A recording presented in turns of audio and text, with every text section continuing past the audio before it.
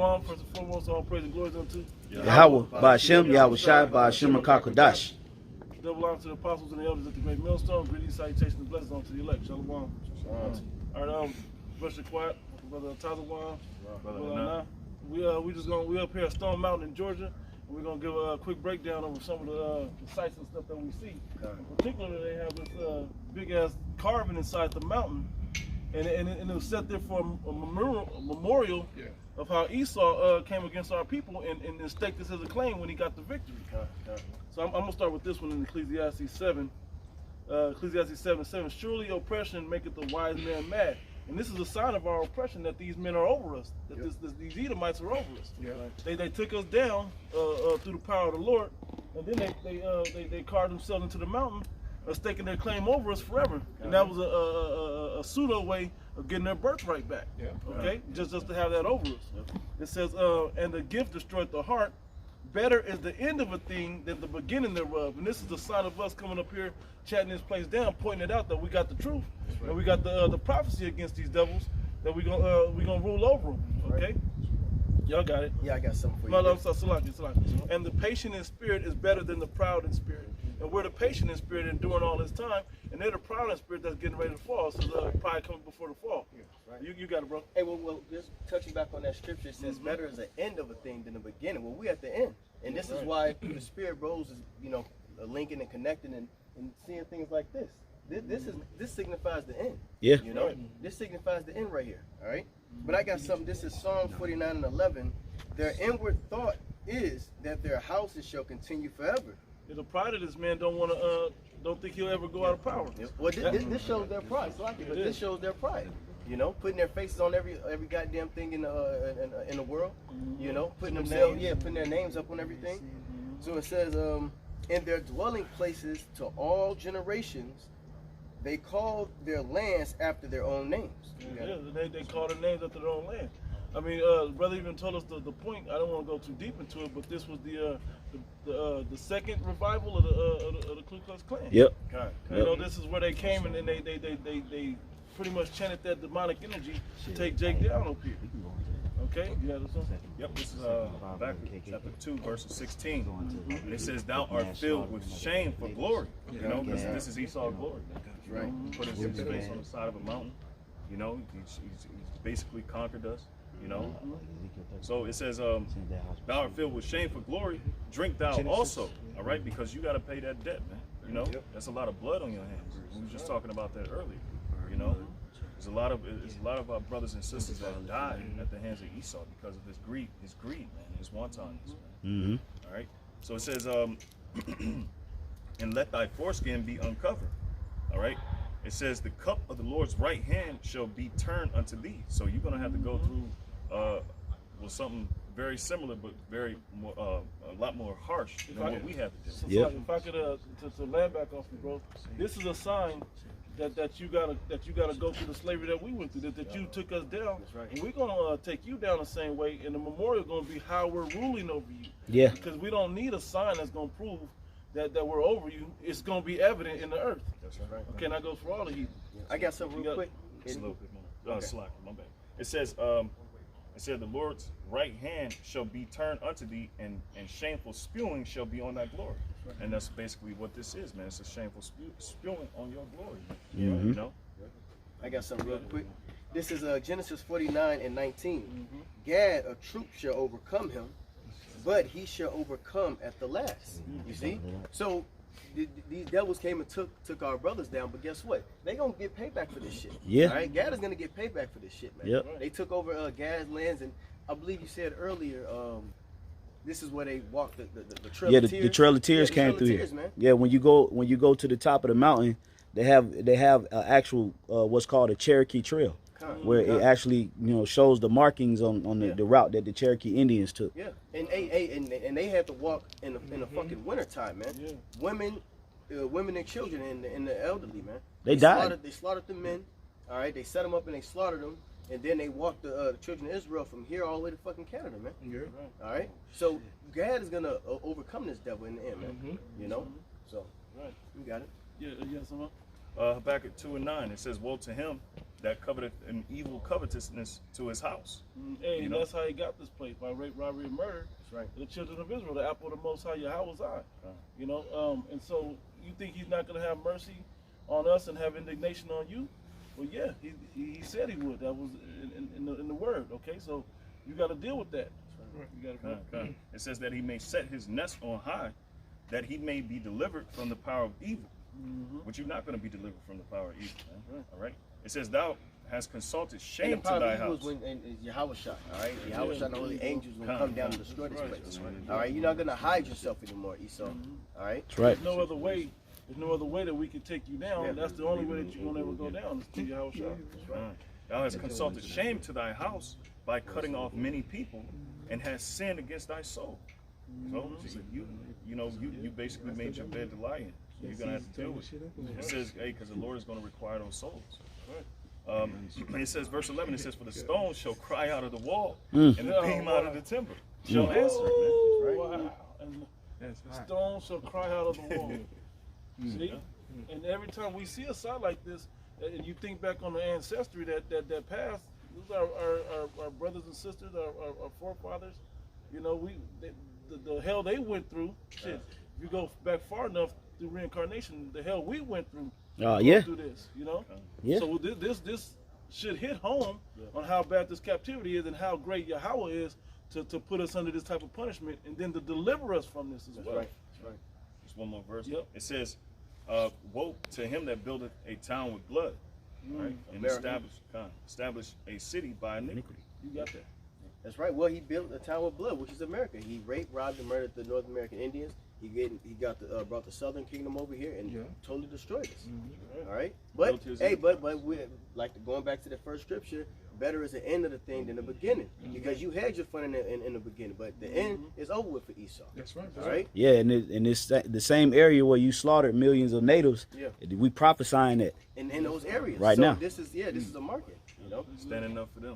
I was going to say, the righteous shall stand in great boldness in the face of those that have afflicted them. Literally. Right. This is, you thought you would never come down. Your faces are really up there, and they're going to come down. We're going to prophesy on it, and it's going to crumble, as the prophecy in the scripture says. That's right.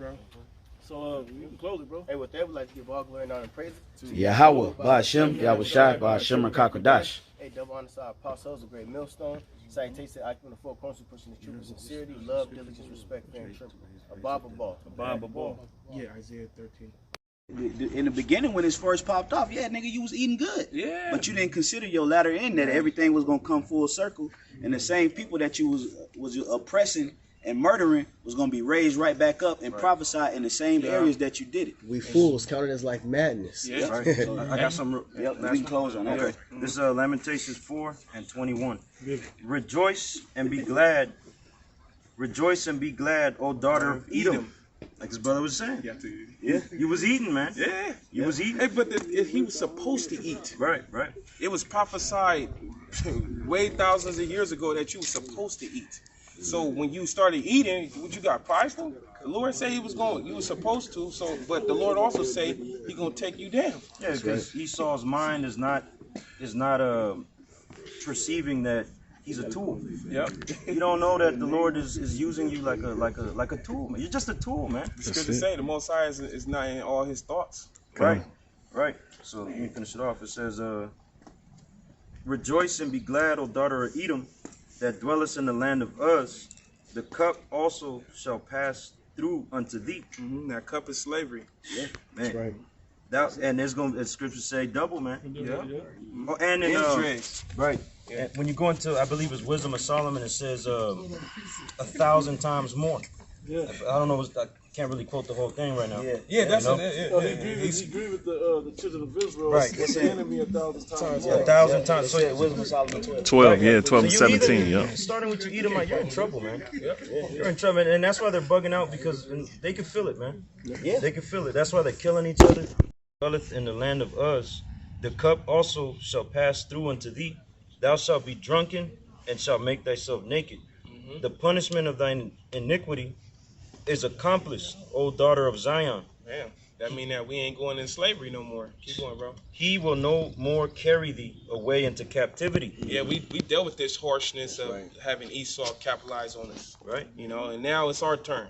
Yeah. And we happy and we going straight forward in the spirit of Yahweh Shem Shai. So, hey, with that, man, hope you brothers is edified. We're going to close it out by giving our praises to Yahweh. Ba'ashem, Yahweh Shai, Ba'ashem HaKakodash. Shalom, Akim Step, Shalom. Shalom. Ecclesiastes 10:7. I have seen servants upon horses, and princes walking as servants upon the earth. Right, and the servants on the horses are these Edomites. Right? These are the servants upon the horses, and the princes walking on the earth behind them. That's Gad, like the brothers have been mentioning. This is an area for the charioteers, and so this is part of them showing and displaying and flaunting that, look, we had you in such a state that we took something that was sacred to you, and they basically graffitied it. And that's something that's a very indicative of an Edomite military. Right. Like in World War II with Hitler, they had a meme. It was a meme of the 40s or whatever, where they would put so and so was here. They had a name, a certain name they always tagged Their landmarks. Which was like Carlson was here or something. Yeah. And so Hitler thought that there was like a person actually named Carlson or whatever. Yeah. And he was like, how is this person like getting around and saying like he was here? It became a whole meme. But that's within their spirit to like graffiti, to remove the ancient landmarks. You know? Was it Mount Rushmore? Where they Mount go other Edomites faces is up there? Yeah. Verse 8, it says, He that diggeth a pit shall fall in it, and whoso breaketh an hedge, a serpent shall bite him. Whoso removes stones shall be hurt therewith, and he that cleaveth wood shall be endangered thereby. Yep. So all that building up of idols and putting yourself around these things that you're building up, these are things that are actually gonna come back to bite you, bite you in the butt, so to speak. So it's like a self testimony. Like you can't even lie.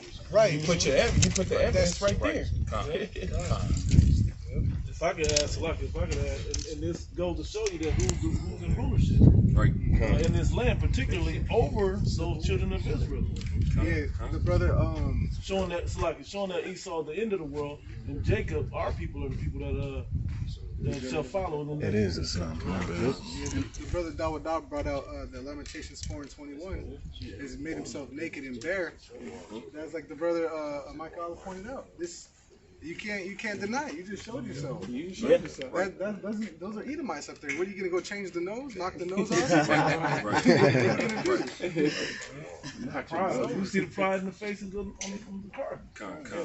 And then Esau, he always like everything the Most High makes. He gotta put his stamp on because he thinks he's as the Most High. Yeah. So this is right here. This big mountain is what the Most High placed here on the earth. Yeah. And he goes and carves in it and puts his stamp on it because he always got. That's why the scriptures say the Most High gonna destroy him that destroys the earth. Because not only is he destroying the earth, the Most High made things in its perfect circle, in its perfect cipher, how the Most High wants things to operate. Yeah. But Esau's always going and he's digging in the earth. He's fracking, digging out the oil out the earth, and that's the blood source of the earth. Yep. So he always got to put his stamp on because he thinks the Most High didn't make things perfect as it is. But always altering. altering. The Most High had it. Yeah. Jake didn't do that. Yeah.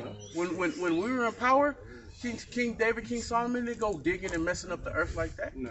Most High put things in a perfection the way he wanted it as his creation. And here comes Esau thinking that he's the Most High, and he goes that everything is unto him, and he does this. And that's why we well understand why the Lord is going to be, he's going to annihilate all the nation of Esau, all the nation of Edom.